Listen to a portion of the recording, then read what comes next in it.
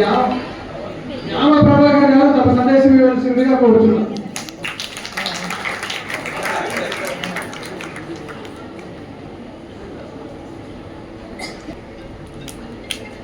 Stage మీద పెద్దలందరికీ నమస్కారాలు.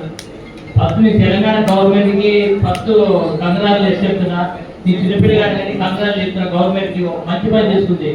దానికి పూర్తి సహకారం పోలీస్ డిపార్ట్మెంట్, మన మెడికల్ డిపార్ట్మెంట్, ఆల్ డిపార్ట్మెంట్ సహకారం చేస్తుంది.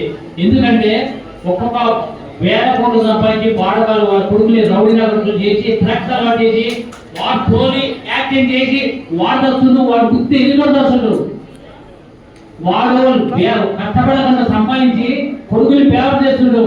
తిండి లేకుండా బతకొచ్చు, ఆరోగ్యం బతకొచ్చు, కానీ డ్రగ్స్ ఉంటే బతకలేము. సమాజాన్ని ఖరాబ్.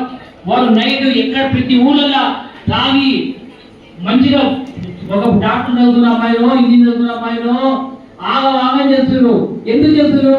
డ్రగ్స్ అలవాటేది. డ్రగ్స్ ఎందుకు అలవాటేది? ఆ బాడలో వేల కోట్లు సంపాదించి దొంగలకు సరిగకుండా ఈ వేల చేస్తున్నారు. ఇక్కడ మీరు అందరూ ఎంతమంది ఉన్నారు, ఎంతమంది కష్టపడి చదువుతున్నారు. ఎందుకు చదువుతున్నారు? బాధ్యత ఉన్నది. మీ అమ్మ నాన్న వ్యవసాయం చేసుకుంటూ ఉండొచ్చు, ఆటో తోలుకోవచ్చు, ఇడ్లీ పడి తోలుకోవచ్చు, లక్షాలు ఉండొచ్చు.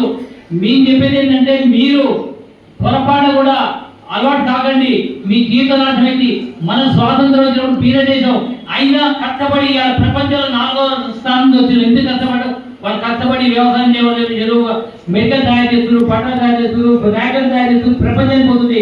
కానీ ఇప్పుడు దొంగదాగం డబ్బు అడ్డగోలు సంపాదించి కొడుకులు వెల్లం చేసి అమ్మాయిని వెల్లం చేసి సమాజం వదిలిపెడుతున్నారు. దానివల్ల వాడు నాశనం, కొంప నాశనం అయింది.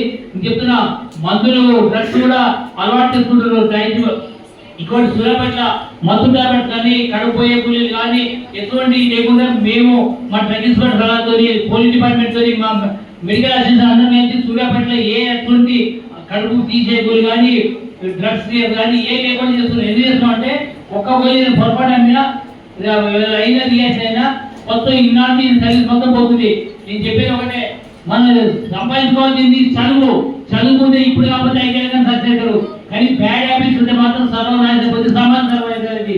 నేను చెప్పేది ఒకటే, రాజకీయ నాయకులు కానీ అడ్డగోలు సంపాదించారు కానీ చెప్తున్నా, మీ పత్రికే కొన్నాడు కానీ ఇంత వరస్ట్ చేసి మీ కొడుకుని మీ సొంత రాజేసుకోవాలి కానీ కొడుకులు పెరుగుతున్నాడు. నేను పొరపాటు మాట్లాడితే అందరితో క్షమించండి.